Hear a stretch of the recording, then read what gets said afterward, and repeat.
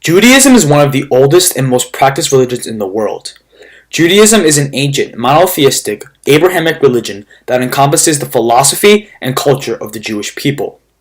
Throughout history, there have been several instances in which the members of the Jewish religion have been persecuted by society due to their beliefs or personality traits. One of the earliest notable accounts of this persecution was the Prioress' Tale in Geoffrey Chaucer's acclaimed novel, The Canterbury Tales. Chaucer's persecution of Jewish people in his novel can be taken quite literally. However, when examining this section of the novel in further detail, much is revealed about Chaucer's true intentions of persecuting the Jewish religion, and some of these ideas will be examined later in the discussion. Nearly 500 years after Geoffrey Chaucer's novel, one of the most infamous and widespread persecution of Jewish people occurred, the Holocaust. Led by Adolf Hitler, the Nazi regime was an alliance formed with the common goal of eradicating every follower of the Jewish religion in the world. To gain support for their cause, the Nazi regime strategically created propaganda that highlighted the negative aspects of Jewish people and how these people were a nuisance to society. Although there are similarities between the Prioress' Tale and the Nazi propaganda, the purpose of persecuting Jewish people and the way in which both pieces persecuted the Jewish religion are dramatically different and should be examined with further detail. To begin this discussion, I will give a quick overview of the Prioress' Tale and the events that occurred within this tale. The tale begins in an Asian country where a new Christian school has opened on the outskirts of a Jewish ghetto. The Prioress highlights the story of a holy 7-year-old Christian boy who has fallen in love with the singing of Alma Redemptoris, the song of the Virgin Mary. The boy continues to sing the song throughout the Jewish ghetto, much to the chagrin of the Jewish residents. The Jews become so fed up with the boy singing, and with influence of Satan, hires a hitman to slit the throat of the boy and leave him in a latrine. When the boy's mother is worried about her son's safety, the widow asks for the help of the Jews to find her son. However, the Jews do not assist the mother, but through God's voice, she was able to find her son. Even with a slit throat, the boy continued to sing Alma Redemptoris through a grain on his tongue given to him by the Virgin Mary. The Prioress ends the tale by mentioning how the Jews were hung as a result of their murder, and she describes the peaceful burial of the holy boy. The Prioress's goal of her tale is to promote the ideals of Christianity, but the way in which she does this, through the persecution of Jewish people and their religion, is quite interesting. To examine how the Prioress used the persecution of Jewish people to promote Christianity, I will be examining a particular excerpt directly from the Prioress's tale. To begin this examination, I will read the excerpt. First of our foes, the serpent Satan shook, those Jewish hearts that are his rapish nest. Swelled up and said, O Hebrew people, look, is this not something that should be redressed?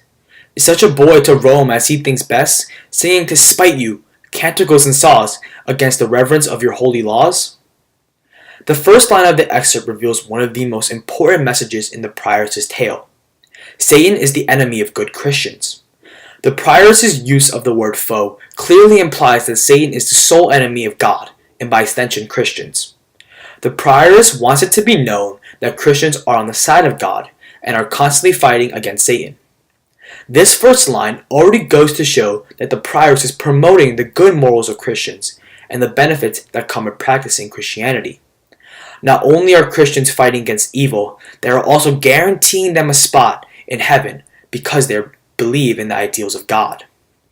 The next line, those Jewish hearts that are his rapish nest, introduces the idea that Satan uses the hearts of Jews to gain more power and influence in the material world.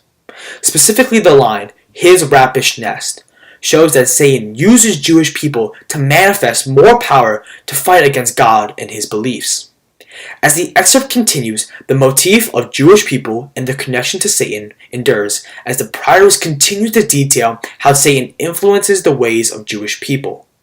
The remaining lines in the excerpt further solidify the idea that Satan is very much connected to the Jewish religion, and that his voice is constantly influencing the actions of Jews.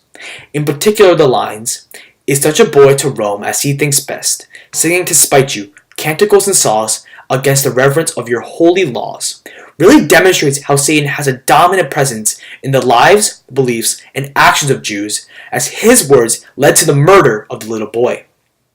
Lastly, it is interesting that the prioress described the laws of the Jewish people as holy. However, the prioress is really trying to condemn Judaism again, as she is stating that the laws of the Jewish people are holy, but in the perspective of Satan. This means that the Jewish laws are actually unholy through the eyes of a faithful Christian. While analyzing the excerpt, I came to a great realization that I think is incredibly interesting. It must not be forgotten that the prioress's goal of telling her tale is to promote the virtues and holiness of being a Christian. However, instead of mentioning all of the positive values of being a Christian, she details the negative qualities of being Jewish. In the lines of the excerpt, it is interesting to notice that the prioress does not describe the actions of Jewish people, but she actually highlights the actions of Satan himself. She describes what Satan is saying to the Jewish people and details how these influence the Jewish people to do bad things. At face value, it can be seen that the prioress is directly condemning Judaism. However, I strongly believe that the prioress was rather trying to condemn people not following Christian beliefs than the Jewish religion. By using Jewish people as the antagonists in her tale, the prioress was able to promote the good qualities of Christianity while simply connecting Satan to an opposing religion. The prioress is essentially stating that Christianity is the best religion in the world, and if any person follows another religion, then they are evil. I believe that the prioress could have picked any religion besides Judaism, and her tale would have still flowed and made sense. The meaning of the tale would not have been lost, and the purpose of the tale would also not change. The prioress could have easily made a switch and say people who are connected to Islam faith are also evil and are connected to Satan because they are not Christians. Ultimately, it can be said that the prioress's use and depictions of Jewish people in her story is simply a plot detail that is used to drive the story along, and the meaning of the story, Christianity being the superior religion in the world, would not be lost if the prioress chose to condemn any other religion. I believe that Chaucer used Judaism in his novel because it was another extremely popular religion during the time in which the story was created. Due to Jewish people not believing in God, it was an easy way to connect Judaism with Satan. All in all, I believe that any religion could have been swapped with Judaism in this tale, and the context of the story would have remained the same, and the prioress's goal of promoting Christianity would have still been achieved. Lastly, through her tale, the prioress wants to remind the audience that by simply following Christianity, one will not be connected to Satan and will be on the side of God. I now want to transition to a quick overview of Nazi propaganda and dissect the ways in which the Nazis persecuted the Jewish religion. The Nazis effectively used propaganda to win the support of millions of Germans and used this propaganda to facilitate war, persecution, and the ultimate genocide of the Jewish people. The stereotypes and images found in Nazi propaganda were not new, but common stereotypes and labels placed on the Jewish people. The Nazis were skilled propagandists who used sophisticated advertising techniques and the most current technology of the time to spread their messages of hate and war. Once in power, Adolf Hitler created a Ministry of Public Enlightenment and Propaganda to shape German public opinion and behavior. Once this position was created, Nazi propaganda was taken to an entirely new level. Nazi propaganda played an integral role in advancing the persecution and ultimately the destruction of Europe's Jews. Now I will examine some Nazi propaganda used during the Holocaust. The Nazi propaganda is aimed at targeting Jewish people and exploiting the characteristics that the Nazis believed were bad for society. For example, in this poster, the Jewish man is on a stack of skulls counting the gold coins in his bag. Moreover, behind the man, a fire from the house can be seen, and overall, the poster is trying to show the evil that lies within the Jewish people. The Nazi propaganda draws from a common stereotype of Jewish people being penny pickers and extremely greedy, especially when it involved money.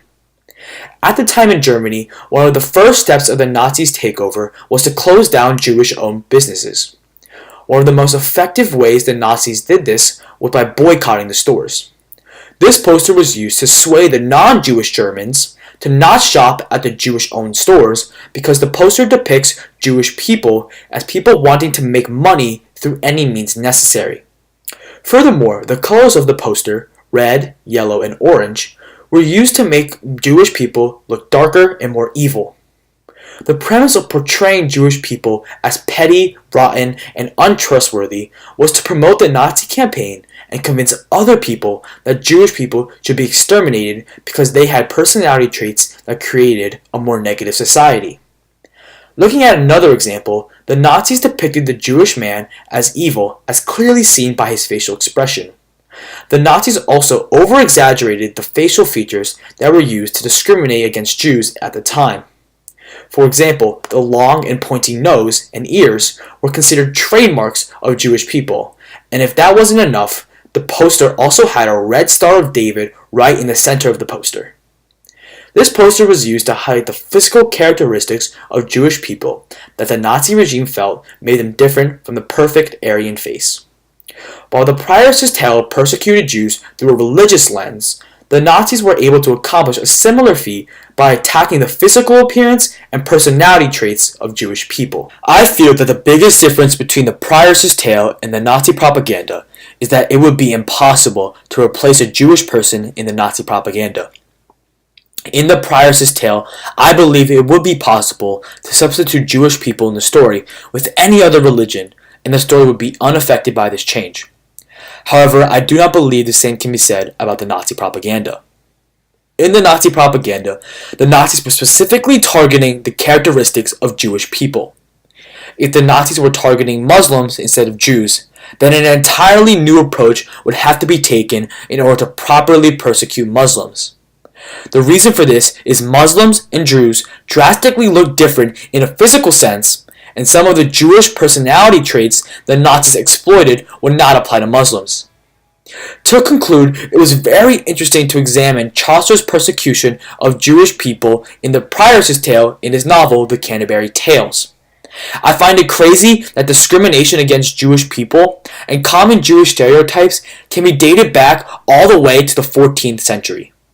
Additionally, seeing how this discrimination has persisted in time centuries later shows me that racism is and will continue to be a serious problem in society for centuries to come. Thank you for listening.